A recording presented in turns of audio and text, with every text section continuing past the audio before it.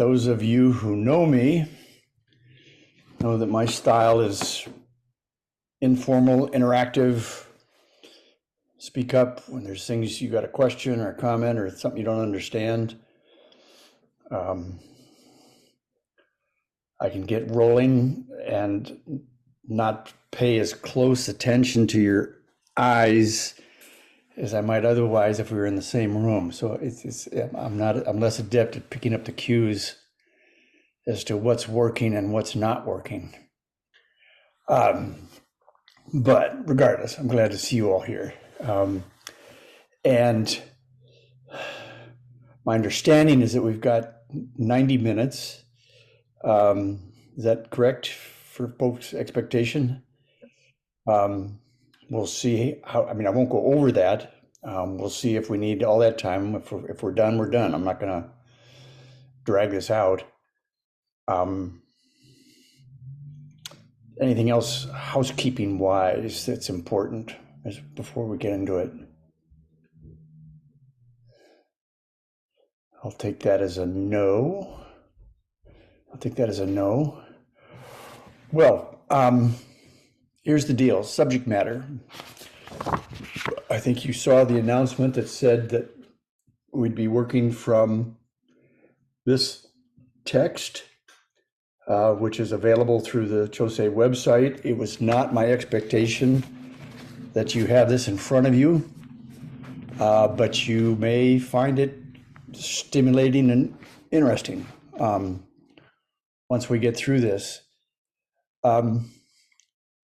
Here's what some of you got my introduction to this back in the spring when we trained together in spring Greene. But I'm mostly not going to repeat what I did during sesshin. I want to sort of pick up the conversation pretty much where we left off.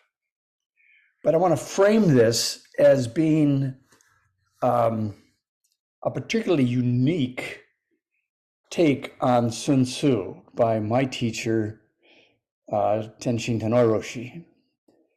And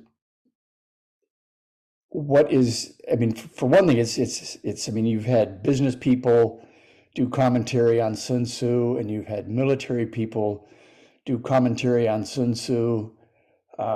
You know how vast that literature is. Scholars do commentary on Sun Tzu, but I think they've never run into a Zen master take on Sun Tzu. One thing I should say is that this was not, it's called The Art of War, and it's attributed to Sun Tzu. There's good scholarly evidence that, yes, there was a historical figure called Sun Tzu who was highly significant in the world of strategy. But this book was first written down long after his death. So we say we're quoting Sun Tzu, but really we're quoting The Art of War. And what makes it more complicated is that there was a second Sun Tzu who I think was at least, maybe a great-grandson or a great-great-grandson of Sun Tzu. Because just to be clear, Sun, S-U-N, when we put it out in English, is a family name. And Tzu is how you would say master, so master son. So within a family legacy, you could have numerous master sons, and they did indeed. And this great grandson also wrote a book that also carried the title Art of War in Chinese. But it wasn't, nobody had seen a copy of that for forever. And so it was thought that he might actually be the author of the one that we're going to be talking about today. Not true, because there's now archaeological evidence. They did find an archaeological copy of that second Art of War by the second Sun Tzu. It's a different text. It's still strategy, but it's not this one. So I'm just I like having some accuracy in terms of what we're talking about. But here's the most significant thing to know about Tanouye Roshi's talking and this transcription that we're working from about Sun Tzu. Everybody else has posed it that the enemy in the war that you're fighting, or the war that you're strategizing, or the war you're anticipating, is somewhere out there. There's an identifiable enemy, and the question is, okay, what do we do about that? How do we arrange this? How do we plan this? And for Tanouye Roshi, that was quite laughable, because anybody who knew him, he would take that finger and just sort of turn it around and say, here's the enemy that I'm talking to. That this is where success or failure lies in anything that you're doing right here. It's not what you do out there, it's what you do here. So really, as we read through this, what I've done is that I've highlighted just a number of things that really stand out, that epitomize for me both the way that Tanouye Roshi taught Zen, as well as sort of things that he found really significant for people to know. And in that sense, sort of a very, I don't want to say unorthodox take on Zen, because I think his take was incredibly orthodox. It's everybody else who is out of step. But take that as you will. So I'm going to start. Is there anybody sitting there with a copy in front of them? Let me just see. So my referencing page numbers has no meaning, okay? But I'm starting in the first chapter, which is entitled, let me get it right, it's simply called Estimates, is the way that that chapter was titled. There's other ways to label it. And I'm in the section now. The translation that Tanouye Roshi was working from was by a brigadier general in U.S. Marines, and this was something that was done more than 50 years ago. I think it was like a PhD dissertation at Oxford University. And this particular person who was translating and then doing commentary, he labeled the sentences, or he numbered the sentences. So he would have sentence number 1.3, meaning the third sentence in the first chapter, and the fourth sentence in the first chapter was 1.4. So that's kind of how I've oriented myself, and I'll use that. If you're taking notes, it'll have something that you can go back to. If you're not taking notes, do not worry about it. But here's a place where I want to pick up what I was talking about during the session. Was a comment that talking about the qualities of a good general, and saying that that includes wisdom, sincerity, humanity, courage, and strictness. But what Tanouye Roshi wants to do a commentary on is this word courage. And he quotes a very ancient Chinese strategist who said, if a general is not courageous, he will be unable to conquer doubts or to create big plans. If he cannot conquer his own doubts, he cannot create big plans. And then Tanouye Roshi says, underline this 5 times. And there's nowhere else in his commentary here where he said, underline it 5 times. Sometimes it's 1 time or 3 times. So this is a 5-time underline, doubt. So that's how he wants to talk about courage.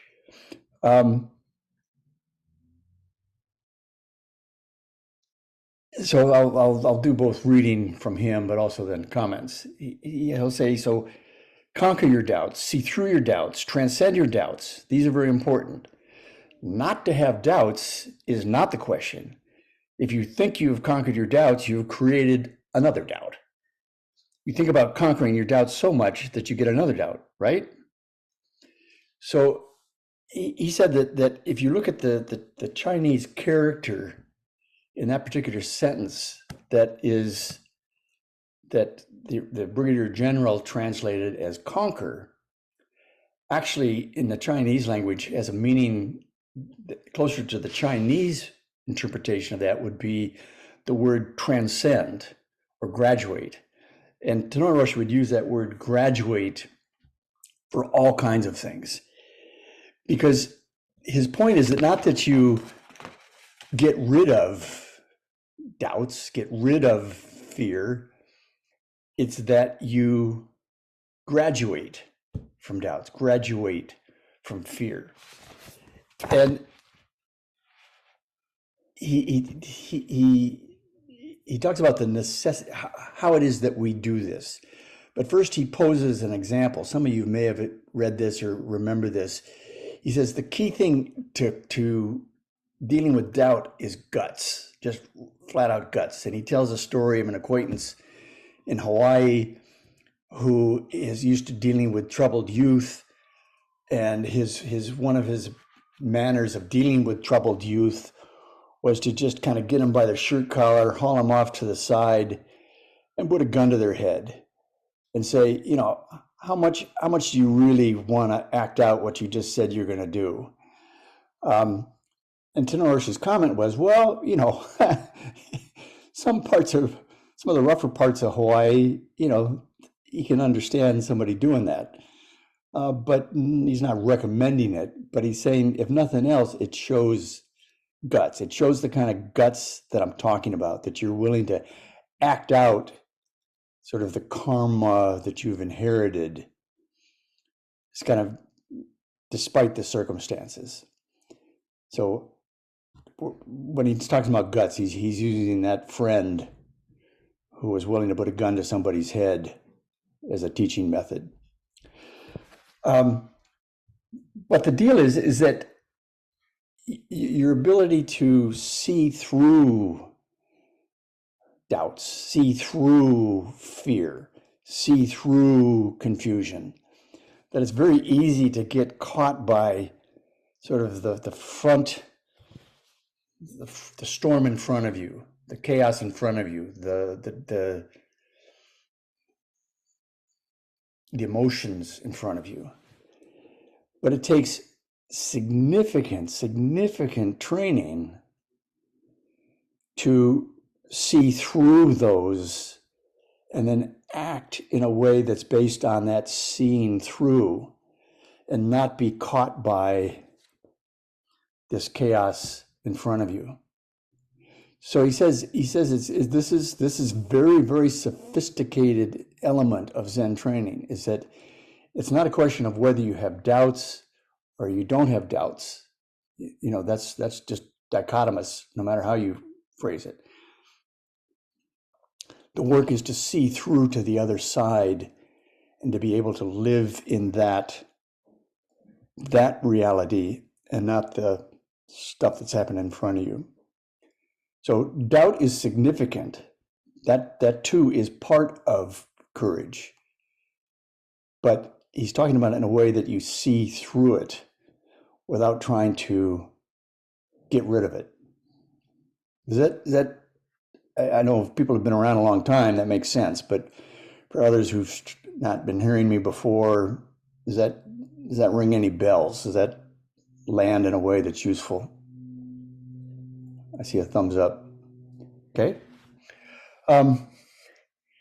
He then goes on to talk about this notion of, again, this is sort of back to Art of War, where he's talking about organization of anything that you're dealing with. And he uses the word in English that he translates as doctrine.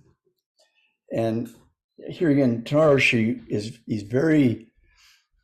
he's very careful to say, okay, wait, is that the word we want to use? Because that has a certain connotation in English language. Doctrine is sort of, you know, it's part of a organization's policies or rules of behavior. That's sort of the meaning of doctrine. But Tanouye Roshi goes back again to the Chinese character and say that character actually in Japanese would be ho, which also means in Japanese would mean patterns, because he says that if you have simply doctrine that you follow no matter what, you can be wildly out of sync with the forces around you. So actually, let me just return for a moment, because that was where I dwelled on in the early first time I did this at the spring session. Two concepts. One is that unless you're talking about a sensitivity to the Tao in Chinese, or Do in Japanese, or Wei with a capital W in English, you're always going to be off track. And so that's why this emphasis on pointing here means you're cultivating your ability to act in accord with the Tao, act in accord with the forces of the universe. So doctrine is not orthodoxy or policy, it's patterns that you are able to discern and act upon. So what training does, and this is why it's severe and why it's long, it starts to weaken sort of the normal sets of filters by which you perceive the world. So you're not so much seeing the world through your own belief system or your education or your occupation or your cultural traditions. You're seeing the world as it is. You're seeing the patterns as they are. So the other word that he was correcting in that introductory stuff was how in the English language translation it used the word heaven quite a bit, to be in accord with heaven. And of course, for anybody who's grown up sort of with our cultural background, as soon as you got heaven, you got hell. That it poses both itself and the opposite at the same time. And he said, no, that's not the Chinese use of the word heaven. It's more that you can sense. He liked the word pulsation.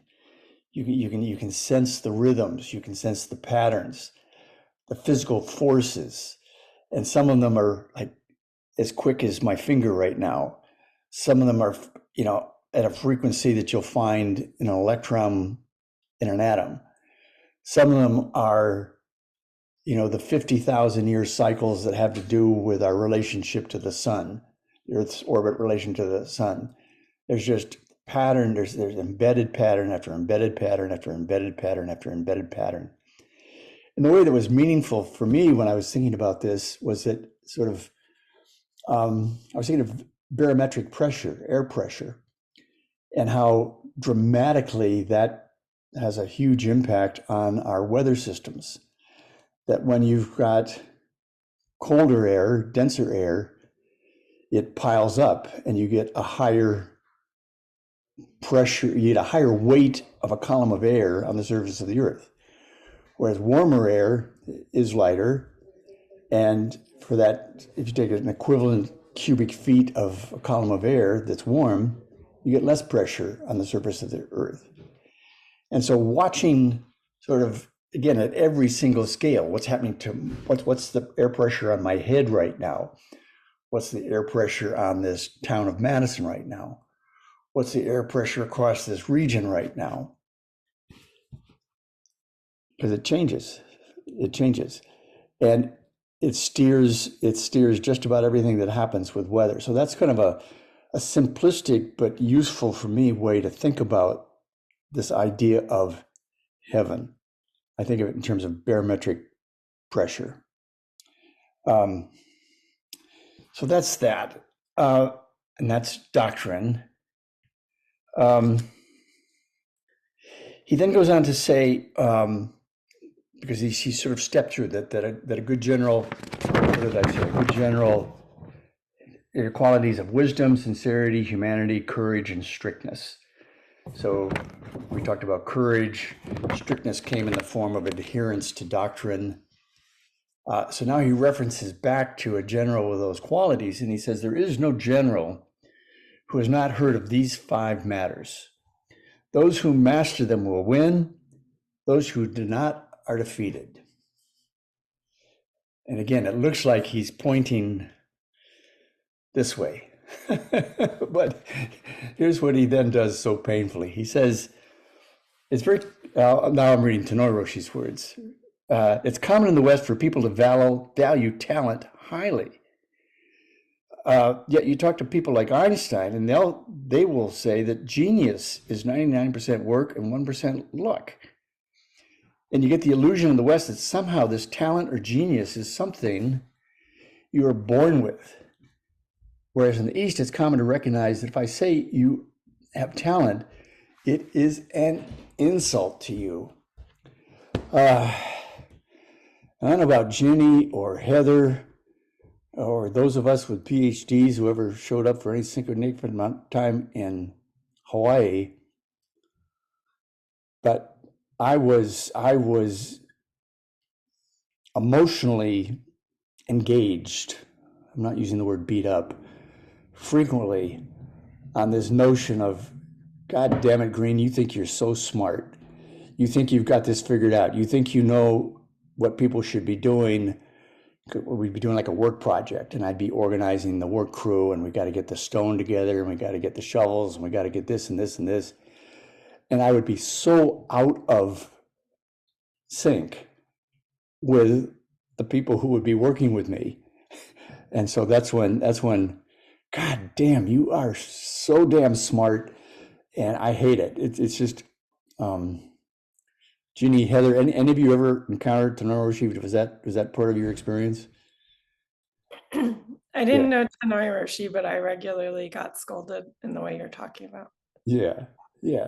Um, he then goes on to say, this is Tanouye Roshi talking. He says, if you diligently do calligraphy, practice, practice, and practice, and someone says your writing is still lousy, you continue practicing and practicing and practicing. Eventually, you become good. And people in the East give you a lot of credit for it. But if from the beginning you are very talented and you do calligraphy, there is no depth to it. They say you have too much intelligence or talent coming out in your brush. And that's something we don't like.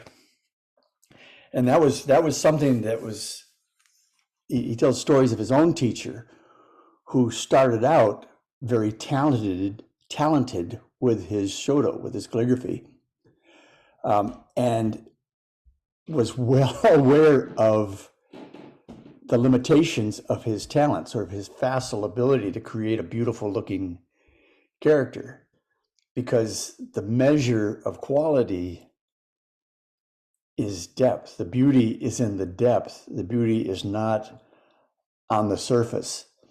So, as he said, it's a curse to be born with talent, because you've got that much further to go to break through, to drop off a sense of talent before you can actually then start learning. And I think I've told you my own experience with this, how I hated doing calligraphy, because it was a mirror, and I couldn't stand what I saw looking in the mirror. And I mean, there's times, as you know, at the end of the session where you have to do it, so you just do it. But I hated it. And then finally, it was only when I had moved here to Spring Green that I realized, well, okay, that's always going to hold me back. That's always going to be sort of a secret. I don't want to talk about it. I don't want to reveal that. I don't want people to know that about me. And yet, it was pretty damn obvious. So this notion of, okay, just shut up and practice and practice and practice and practice. Yeah, yeah, it's one of the significant times in my life where, over many years and many thousands of pieces of paper, yeah, I've demonstrated that to myself, that the key thing is just the willingness to practice, and that includes practice when you say, my God, this is bad. Jesus, this is ugly. Man, I don't feel like doing this. God, anything other than this. But it's that persistence is what then over time builds the depth. It changes here. in ways that ultimately starts to play out as you engage with the world around you. So this to me is a very meaningful passage because I've lived it. I'm just doing a quick time check here. So let's go on. Here we are at sentence 1.16, and I'll read the Art of War portion of that.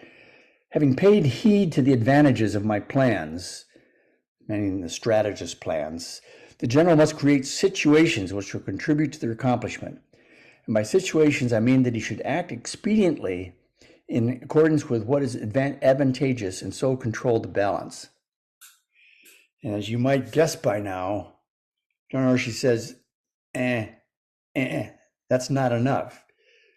If you're just in accordance with what you think is advantageous or what you think controls the balance, you're not aligned with that pulsation of the universe.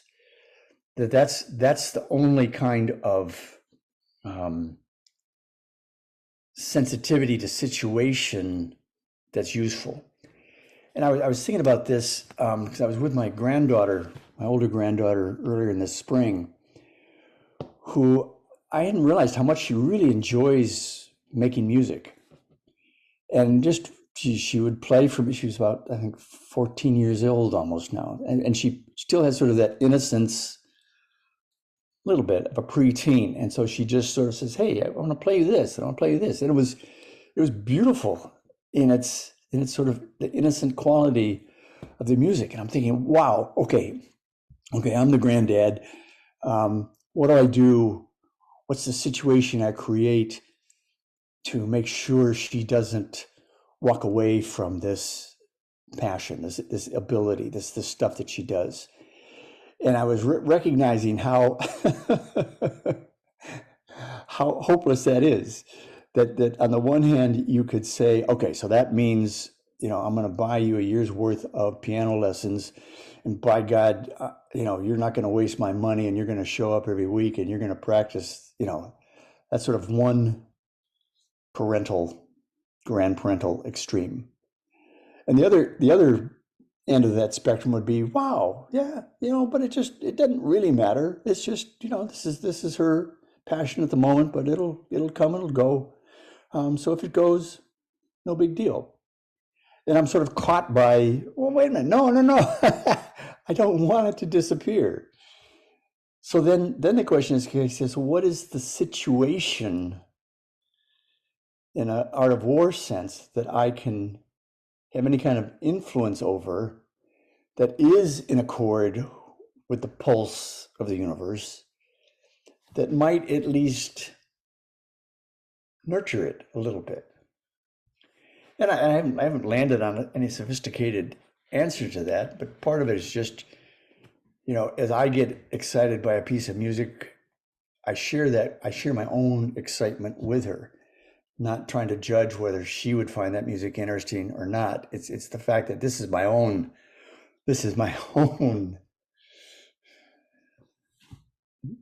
joy.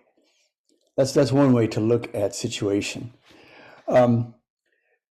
But you can get, anything you encounter where you're trying to have some influence. There's a, Heather's trying to implement a policy at the CDC that's going to be controversial. And she knows from experience, well, this isn't going to work, and this isn't going to work, and this isn't going to work, and this isn't going to work.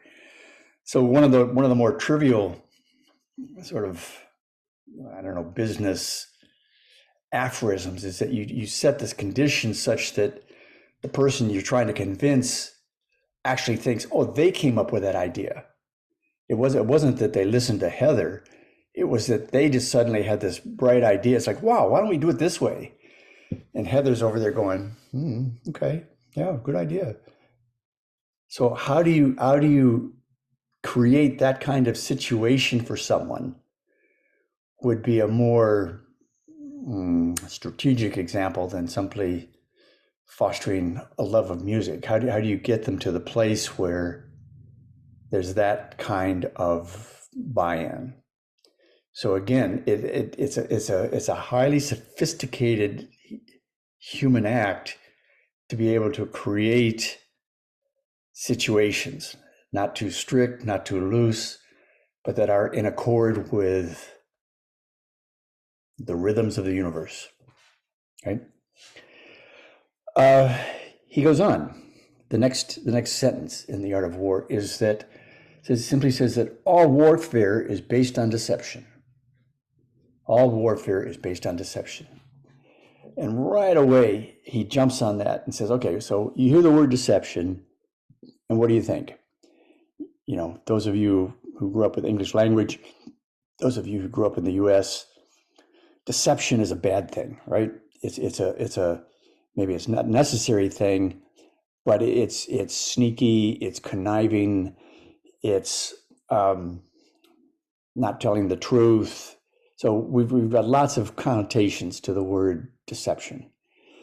Again, he goes to the Chinese character and says, you know what? Deception is a faulty translation of that Chinese character. That a better translation of that character is illusion. Illusion, which is not a word we use actually all that often in English. We'll say somebody's deluded, and that carries a bad connotation. You don't want to be known as somebody who's deluded. But if somebody says, Gordon, you're having an illusion of what is about to happen, that doesn't carry the same emotional punch. It just suggests that something is in your imagination. It's an illusion. It's a figment of your imagination. But he says, actually, in a Buddhist context, all of our sense of reality is based on illusion. The biggest one being that there is no change. That who I am when I woke up this morning is the same as who I am when I wake up tomorrow morning. Or the agreement I have with my wife about dishes that we hashed out the last time we argued is the same agreement we have about dishes today. Right? That this notion that things don't change underlies all of Buddhism. It's an assault on that illusion. So he says, look at this. All warfare is not based on deception. He would say, all warfare is based on an ability to perceive that which is real, or that which you can see clearly. And as I said when I was opening up this talk, that is a very, very high art, because the phenomenal crust that covers all of us through which we encounter reality, it's a hard crust to crack through. I think every one of you who's been around a while has had those experiences where suddenly something becomes so resoundingly clear. It's like I would stake my life on that. But that's, for the most part, not very often. Those experiences can be few and far between. But that's sort of an example of when you actually have pierced through, and you're no longer living in an illusion. Or Tanouye, he liked to call it reality by agreement. That for the most part, we all seem to agree that time flows. We all seem to agree that we live in a three-dimensional universe. We all seem to agree X, Y, Z. And if you're conscious of that agreement, you're not bound by it. You're free to use it or not use it, given the circumstances. But for the most part, we are unconsciously bound by all kinds of realities by agreement. And again, that's why you train in Zen, and that's why he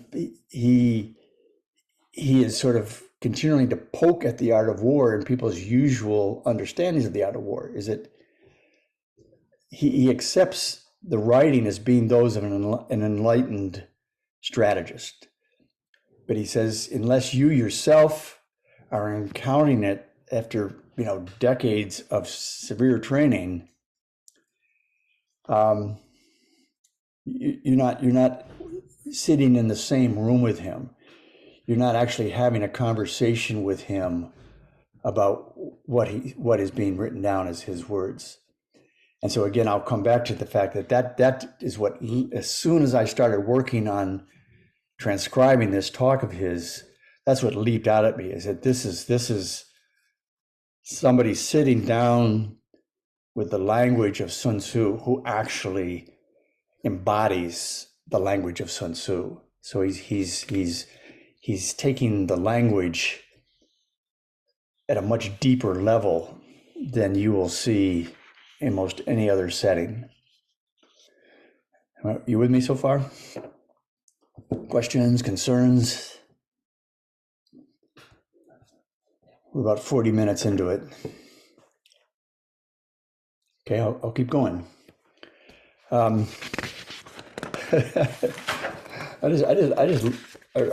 take such pleasure watching him take what we think we understand about something, what it usually means in English, and saying, no, forget about it. That's not a useful way to look at it. Look at it from this point of view, So the next chapter, in the translation used by the Brigadier General, was called Waging War. And it starts out, actually the first sentence is, generally operations of war require 1,000 fast horse chariots. Okay, so he just dives right into the action.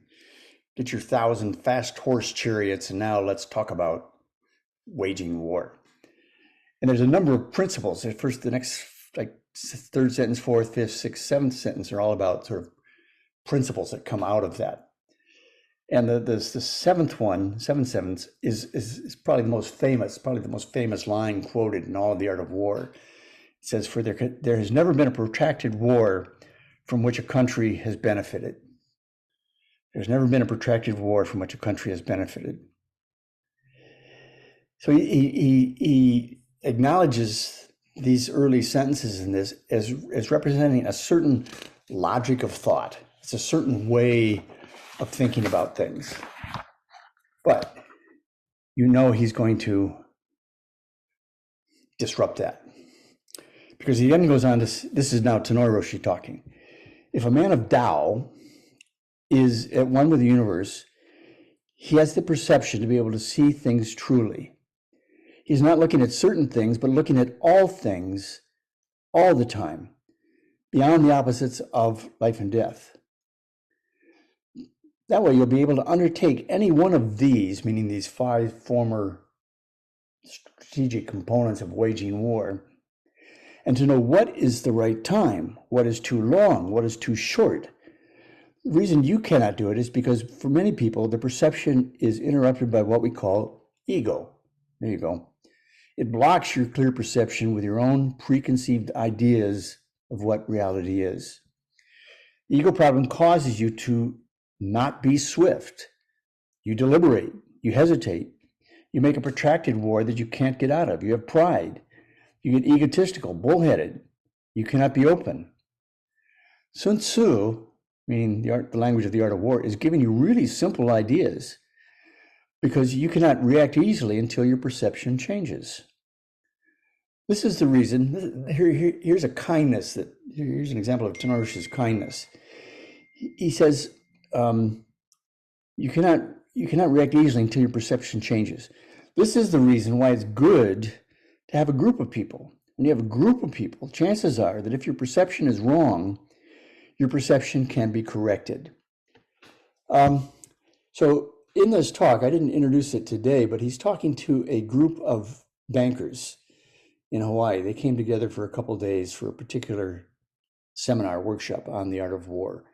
Some of them had trained quite a bit in Zen with Tanouye Roshi, but many of them were encountering this for the first time.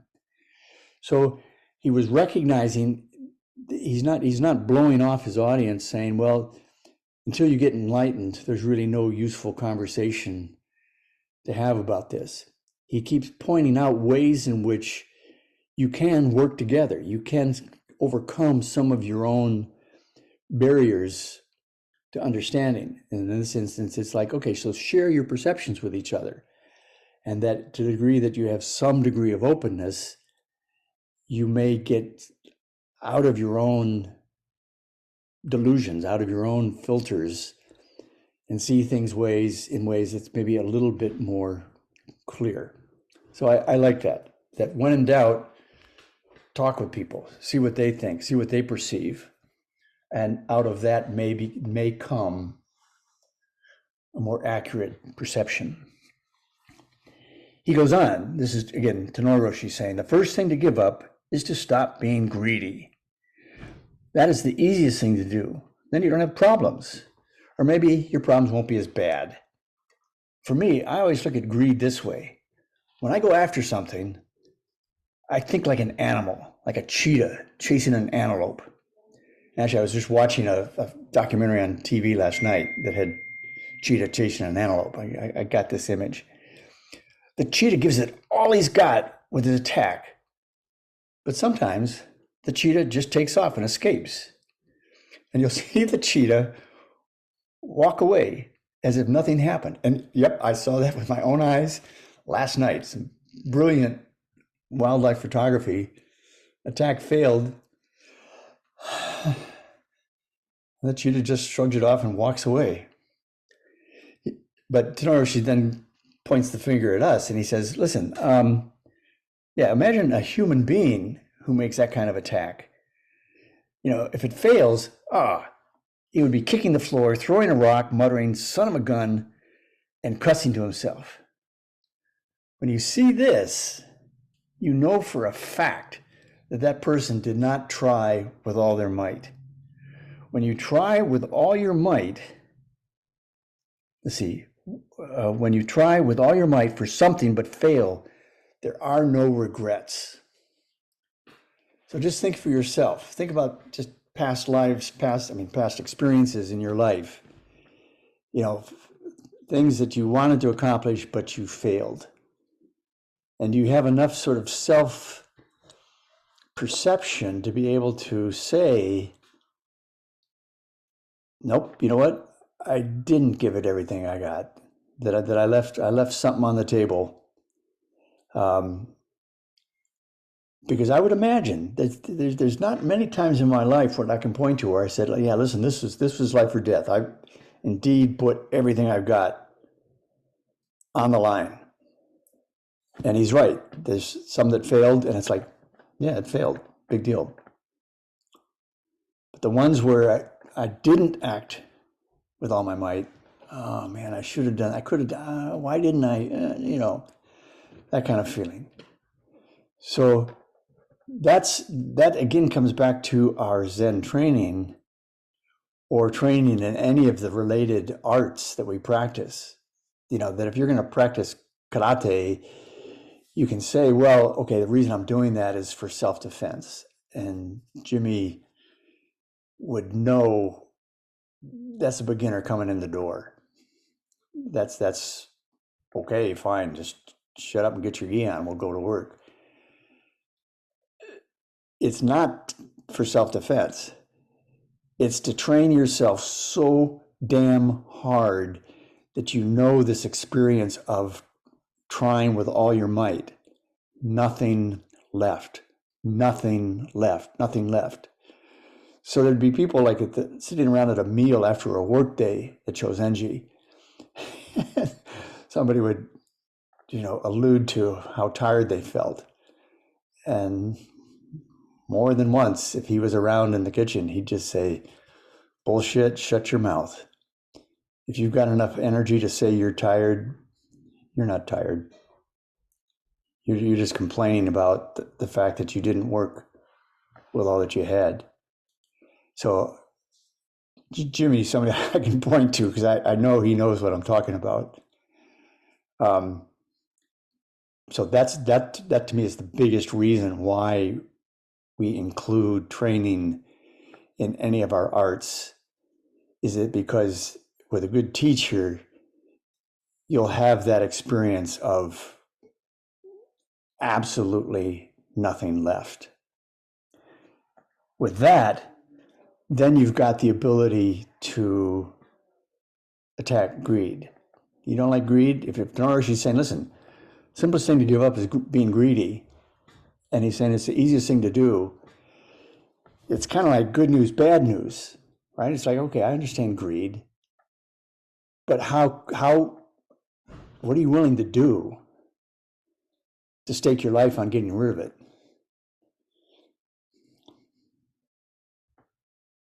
He delights in posing things in that fashion for us. But I love the cheetah. That cheetah is in my face daily. Am I that cheetah, or not? Some of you at this summer session, I guess maybe Heather, Ginny, you'll meet Erin Malden, who is one of our Zen students, who I think was the third woman in the Army to pass full Army Ranger training, which is a program that is just designed to weed out. I mean, they want to weed you out at the pre, even before the Ranger training starts. It's like I think it's like a 3 or 4 month total immersion. 2 hours of sleep a night. I think it's 1,200 calories of food a day. 3 different very difficult environments, including cold and mountains and swamps, Everglades. They don't want you even starting that. And sure enough, Erin failed the first 2 sort of pre-evaluations of her ready-for-ness. She failed, but she staked her life on it. And was able to come out the other end. And as I say, I think she's the 3rd woman credentialed for that. That's how I want us talking about our use of the arts. They have that quality. So moving on.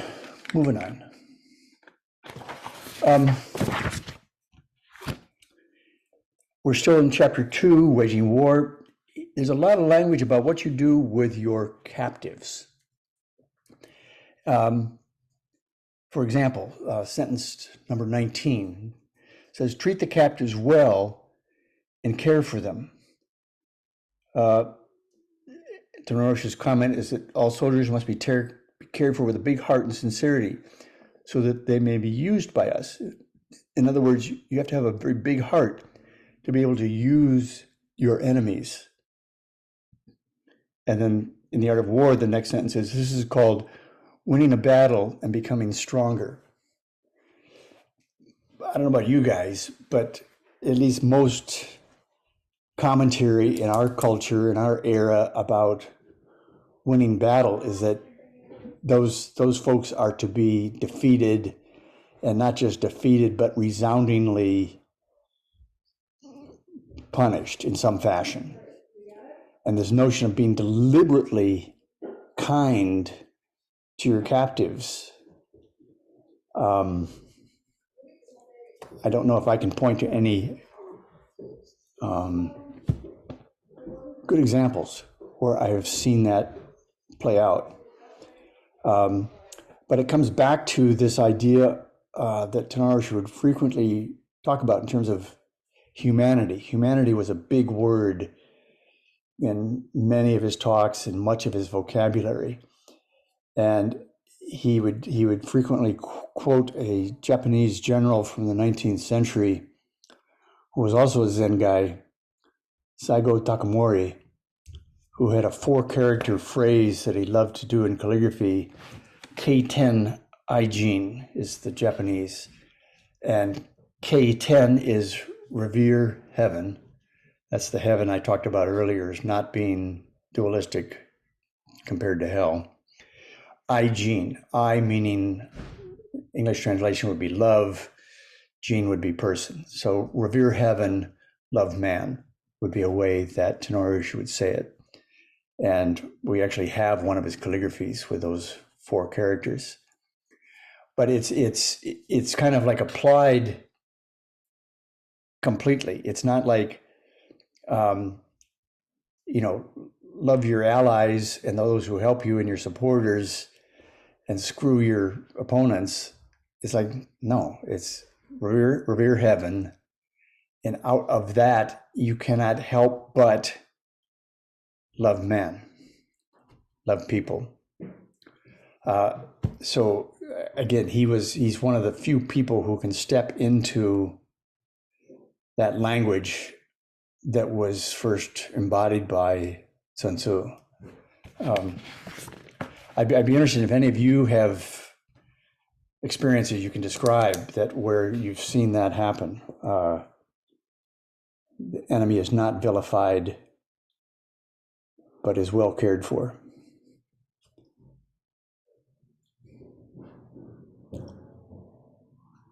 You kind of have to dig, don't you? I'd be fascinated. After this talk, I think you all know how to reach me by email. Send me an email if you can think of some examples, because I'm going to keep going back to this particular work, because to me it's one of the most, it's one of the places where Tanouye Roshi, who is now dead for many years, where he most comes alive. This is where I feel closest to Tanouye Roshi, is when I'm reading through this over and over and over again. Gordon, I just would offer an example that I read about yesterday in a book called Eye of the Storm by Terry LePage. Yeah. And one of the things that with stories that she shared was off the coast of Australia, an island that had gotten flooded by a terrible storm. And it was the indigenous elders there, the indigenous peoples there, who had a newspaper area, that like an office that had not gotten flooded. And these people who would have, in this course of the story, every reason to hate anyone with white skin for all the abuse they had suffered over the years, instead took care of all the people who had been flooded out and offered them home and stuff. And it really was showing this kind of bigness of heart that transcended differences. Yeah. And as you're describing that, that helps me, because now I can imagine other stories. But I'm imagining that wasn't done like as a virtue, in the sense that we might say it in a Christian sense. It's like it's good to take care of people in need, even if you don't like them. That would be sort of an abstract, virtuous way of doing it, rather than just saying, why would I do anything otherwise? It's that quality of, why would I do anything otherwise, I think, is what the language of Sun Tzu and the language of Tanouye Roshi is describing. We're talking a level of, let's just say, a humaneness that is really a high one. And Tanouye Roshi got there through his own highly developed severity, intensity, length of training, that transforming what we think is a human being into something that goes beyond that. Not idle stuff. It is almost 2:00. I want to give a couple more examples. I'm not going to obviously get through this whole thing, but the third chapter is called Offensive Strategy, in the language of the Brigadier General, and he talks about. He starts with the first sentence is, generally in war, the best policy is to take a state intact. To ruin it is inferior to this. And there's a number of corollaries that he then describes in the next several sentences. So one, he says, thus what is of supreme importance, again, I'm quoting the language of The Art of War. What is of supreme importance in war is to attack the enemy's strategy. That's number one. The next best thing to do is to disrupt his alliances. The next best, the third best, is to attack the army. the worst policy is to attack cities. And then the next follow-up sentence is attack cities only when there is no alternative. So that's what I wanted to say about sort of offensive strategy, that the best strategy is to, well, again, that first sentence was to take a state intact, leave it intact. Do not destroy what you perceive to be the enemy. Disrupt their strategy. And if you have to, disrupt their alliances. And if you have to, well, okay, you may have to attack that army, but sure as hell do not destroy their city. So then this gets to another, to me, very sort of, in my experience, counterintuitive element of the art of war, but one in which Tanouye Roshi was very familiar.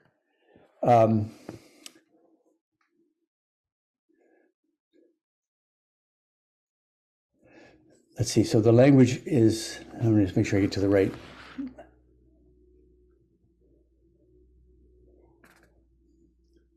Oh, I know. So the Sun Tzu language, Art of War, says, thus, those skilled in war subdue the enemy's army without battle. They capture his cities without assaulting them, and then overthrow his state without protracted operations. And then there's a very old Chinese commentary on that particular sentence, which Tanouye Roshi uses, and he comments at that, and he says, what he's talking about is when you surround an enemy, give them a way out. And again, I can't point to any clear examples that I've heard of. He says, in a negotiation, don't try to corral everything. Give those you oppose an out. If you're going to have to kill someone, first tell him, this door is open now. Give him a chance to get out. And that goes back to the, oh boy, it goes back to the K10I gene, where that's just a natural way of being human. Don't do more than is necessary. And by far, the highest level of skill is to basically do nothing, to win by inaction, which sort of is a Taoist concept that certainly Sun Tzu and those of his crowd would have been familiar with. But that if you are going to do something, do the least amount necessary. Give them a way out. And again, you can imagine that in a period of war and shifting alliances and dynasties come and go, whatever's true today is not going to be true tomorrow. It's not going to be true next year. So you never know when an enemy becomes a friend and when a friend becomes an enemy. So if that is a clear and deep realization in you that it really does not serve you to judge those you oppose or even those you support, you view them through a reality in which things change.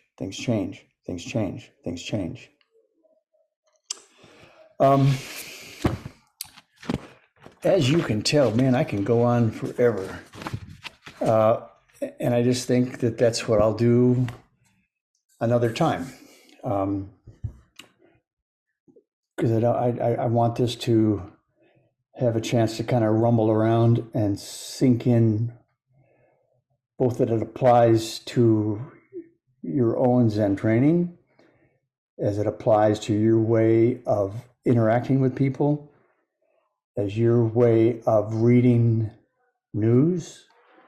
We've got no end to conflicts that surround us. What's the lens through which you will engage in those or view those or try to influence those? as I started out saying, the struggle is here. The battle between Republicans and Democrats, there's no end. There's no end to that. So if you want to engage, you go inside. You go inside. That's not to say you don't try to get people to vote or you don't donate money. I don't want to get political here, but I'm just using that as an example of how easy it is to sit back and then point who's good, who's bad, who's winning, who's losing. You know, I can't wait till those people lose because by God, I am going to make their lives a living hell. You know, it's going to be scorched earth, salted ground. You know, no civilization can be erected for another 1,000 years. We're hearing that language too. Yeah, that would be a fascinating another conversation with you guys. But I'm glad you were willing to listen in on this one. This is always meaningful for me. I always learn stuff. But we got a little bit of time for you guys to provide questions, comments, examples, doubts, fears, anxieties, suggestions, and we'll engage with whatever, but I won't prolong it if that doesn't come to mind.